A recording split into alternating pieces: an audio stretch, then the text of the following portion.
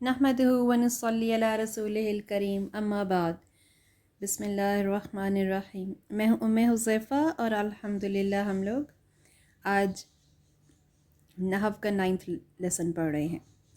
پچھلا رپیٹ کرتے ہیں۔ کلمے کی ہم نے 3 اقسام پڑھی، فعل، حرف اور اسم۔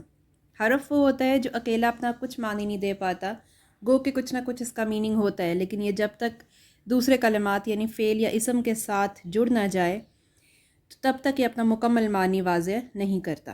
حروف کی تقسیم اس طرح سے ہوتی ہے، جو ٹوٹل الفابیٹس ہیں عربی حروف تہجی وہ 28 ہوں گے۔ اس میں سے جو بیمار حروف ہیں، حروف علت یا ویک حروف، وہ الف واو یا اس کا وائے یا اوئی کے نام سے سمجھ لیں، اور بقیہ جو حروف رہ گئے جو بالکل صحیح ہیں، اسٹرانگ ورڈز ہیں، جیسے انگلش میں کانسوننٹس ہوتے ہیں، تو وہ کانسوننٹس جو ہیں وہ بقیہ وہ 25 ہیں۔ اس کے علاوہ حروف کی تقسیم ان کے اظہار کے حوالے سے ہوتی ہے کہ ان کی آواز آتی ہے یا نہیں جب وہ الف لام کے ساتھ ملتے ہیں۔ تو اس میں شمسیہ اور قمریہ حروف ہوتے ہیں، یعنی لیونر اور سولر حروف، ان کا ذکر بعد میں آئے گا۔ عمل کے حساب سے دیکھ لیجئے، حروف بلحاظ عمل حروف عاملہ ہوتے ہیں، اس میں ہم نے حروف جارہ پڑھ لیے جو اپنے بعد میں آنے والے اسم کو جر دیتے ہیں، اور یاد رکھیے گا ابھی ہم وہ حروف ہم نے پڑھے ہیں جو اسم کے ساتھ جڑتے ہیں، کیونکہ حروف جو ہیں وہ اسم پر بھی افیکٹ ڈالتے ہیں اور فعل پہ بھی، تو ہم نے اسم والے پڑھے ہیں۔ حروف جارہ پڑھ لیے اور حروف مشبہ بالفعل بھی پڑھ لیے۔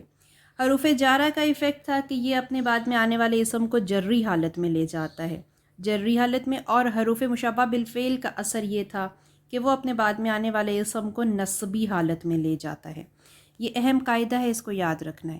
اس کے علاوہ کچھ حروف غیر عاملہ بھی ہوتے ہیں، یعنی نان افیکٹو، ان کا کوئی کاز اینڈ افیکٹ کچھ بھی نہیں ہوتا، وہ سوالیہ حروف ہوتے ہیں، وہ چاند ایک ہیں، اور حروف عطف وہ ہیں جو جملوں کے بیچ میں ربط کا کام دیتے ہیں، ان کو جوڑتے ہیں آپس میں۔ یہ پچھلا ریوائز ہوا۔ اب ہم کچھ ایسے وہ ضمائر دیکھتے ہیں کہ ضمائر کس طرح سے ڈیوائیڈ ہوتے ہیں۔ ہم نے پڑھا تھا جی کہ اسم اور حرف اس کے ساتھ استعمال ہوتے ہیں کچھ پروناؤنز، ٹھیک ہے؟ وہ پروناؤنز اپنے اعراب کے حوالے سے ہوتے ہیں۔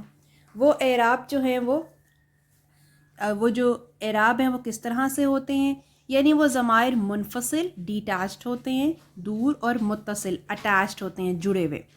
ان کے اعراب جو منفصل ہیں الگ 2 طریقے کے ہیں، ایک منصوب، ایک مرفوع، یہ ابھی ہم نے نہیں پڑھے۔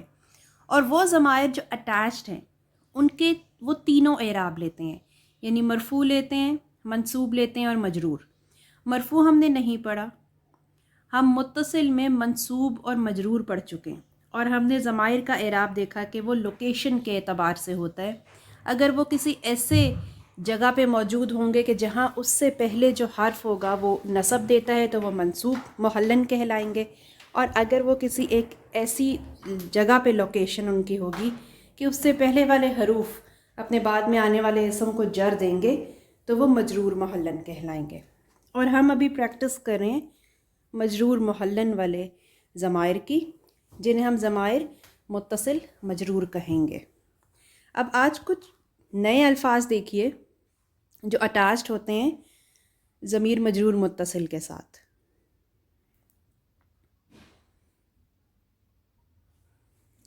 ہاں جی، آپ کے سامنے ایڈوربز آف ٹائم اینڈ پلیس، یعنی ظرف برتن کو کہتے ہیں، اور برتن کا مطلب کہ ایسے الفاظ جو یا وقت کے برتن میں آ جائیں یا جگہ کے۔ فار ایگزامپل اگر کوئی میرے بالکل پاس بیٹھا ہے تو وہ مکان میں میرے پاس ہوگا، یعنی پلیس کے حساب سے اس کی پلیسمنٹ میرے پاس ہوگی۔ لیکن اگر میں کہہ رہی ہوں کہ قریب کے وقت میں جب تم آئے تھے اس وقت ایسے ہوا تھا، تو پھر میں ٹائم کے حوالے سے بات کر رہی ہوں گی۔ تو ظرف کے وہ الفاظ جو ان کا تعلق ٹائم اور جگہ کے ساتھ ہے۔ عندہ پہلا لفظ، اس کا مطلب ہوتا ہے پاس، اسی کے ساتھ مع جیسے ہم کہتے ہیں بمائے اہل و عیال آپ ہمارے گھر تشریف لائیے، یعنی ود them ان کے ساتھ۔ اسی طرح ایک لدا اور لدن، اس سے مراد بہت پاس ہے۔ فار ایگزامپل عندہ تو ہے کہ ایک چیز میرے پاس ہے، یعنی گھر میں پڑی ہے میں آپ کو لا دوں گی، لیکن لدا لدن کا پاس کا مطلب یہ ہے کہ اس وقت بھی میری پاکٹ میں، میرے پرس میں ہے اور میں آپ کو فوراً دے سکتی ہوں۔ ٹھیک ہے، تو یہ وہ لدا یا لدن ان دونوں کا میننگ ہے ویری نیئر. حولہ ہوتا ہے سراؤنڈنگ میں، آس پاس. خلفہ پیچھے، یعنی کوئی میرے پیچھے کھڑا ہے تو میں کہوں گی وہ میرے پیچھے ہے خلفہ. اور میرے پیچھے تو خلفی، میرے کے لیے ہی کا لفظ آئے گا. آگے، میرے آگے کوئی کھڑا ہے تو امامی. ٹھیک ہے، امامہ آگے ہو گیا. اور ویسے نماز میں امام سب آگے ہوتے ہیں اور جو مقتدی ہوتے ہیں وہ پیچھے ہوتے ہیں خلف، ان کی مخالف سمت میں. آگے دیکھیے فوقہ. فوقہ سے مراد ہے اوپر. اردو میں ہم استعمال کرتے ہیں کہ استاد جو ہے وہ شاگردوں سے فوقیت رکھتا ہے، مطلب اوپر ہے ان سے. پھر ہے تحت. تحت کے لیے ایک لفظ آپ جانتے ہیں اردو میں ماتحت، تو وہ نیچے کے لیے ہوتا ہے. تحت مطلب نیچے، یہ ہے مکان میں نیچے. جب کوئی درخت کے نیچے بیٹھا ہے تو تحت شجرتی ہو جائے گا.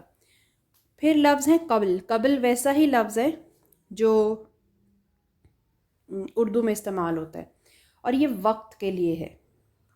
پھر بعد، بعد میں آنا، یہ بھی اس کا تعلق بھی وقت کے ساتھ ہے. پھر لفظ دیکھیے دونا. دونا ہوتا ہے بغیر، سوائے. اور لفظ ہے بینہ. بینہ درمیان، دو چیزوں کے درمیان میں کوئی چیز موجود ہو. پھر ہے وراء. وراءکم، تمہارے پیچھے. یہ ہے کسی چیز کو پیٹھ پیچھے پھینک دینا، اگنور کر دینا، یہ اس سینس میں آتا ہے. زیادہ تر، اکثر، کم یعنی تھوڑے سے، قلیل یعنی اقل. پھر ہے جی قدامہ. قدامہ بالکل رائٹ ان یور فرنٹ، یعنی مکان میں، جگہ میں، وہ بالکل میرے آگے کھڑا ہے. قدامہ. اب اس کے بعد کچھ الفاظ الگ سے نیچے ہیں، غیرو، کلو، بعضو اور ایو. یہ الگ سے اس طرح کہ ان کو پڑھنے میں ان کے آخر میں ضمہ آئے گا. غیرو جیسے وداؤٹ یا ان کا لفظ ہم یوز کرتے ہیں. کلو سارے کا سارا. بعض کچھ، تھوڑا سا. ایو. ایو کے دو میننگ ہے، ایک تو ہے کون سا اور دوسرا ہے اینی ون، جس میں کہوں کوئی بھی چیز. ایو شیئن. ٹھیک ہے، اور اس میں سے کون، ان سب میں سے کون. تو ایہم، تو یہ استفہام یعنی سوالیہ کے سینس میں بھی آتا ہے اور کوئی بھی کی چیز میں بھی. تو یہ الفاظ ایک بار پھر میں پڑھ لوں آپ کے آگے. عند یعنی پاس، حول آس پاس، فوق اوپر، بین درمیان میں، وراء کے علاوہ یعنی ٹو اگنور، مع ساتھ، خلف بعض، تحت نیچے، دون سوائے یا بغیر، اکثر زیادہ تر، اقل کم، لدا یا لدن بہت پاس، امام آگے، قبل پہلے، بعد بعد میں، قدام بالکل سامنے، غیر وداؤٹ یا بغیر، کلو تمام، بعض کچھ، ایو کون سا یا کوئی بھی. یہ تمام الفاظ ہیں جس میں سے ہم پہلے چار کی پریکٹس کریں گے، ان کو ضمیر مجرور متصل کے ساتھ جوڑ کر. جی ان الفاظ کو ہم انیشلی جوڑیں گے غائب کی ضمیر کے ساتھ.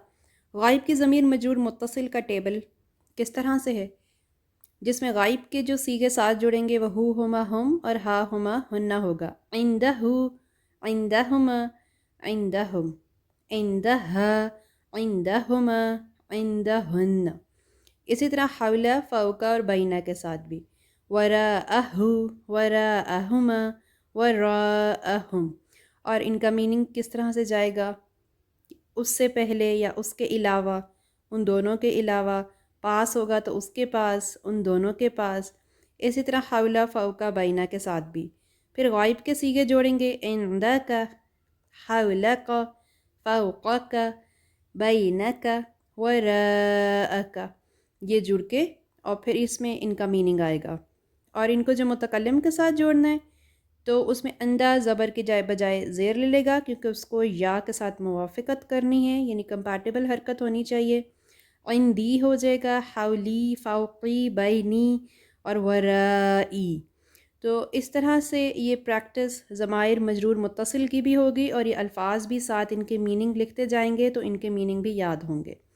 یہی ہوم ورک ہے جس میں آپ عند، حول، فوق، بین اور وراء ان کو ضمائر مجرور متصل کے ساتھ جوڑیں اور باقی الفاظ کے نوٹس بنا لیں تو ان شاء اللہ تعالی ہم آہستہ آہستہ یہ بھی مکمل کر لیں گے۔ شکریہ۔ السلام علیکم ورحمۃ اللہ وبرکاتہ۔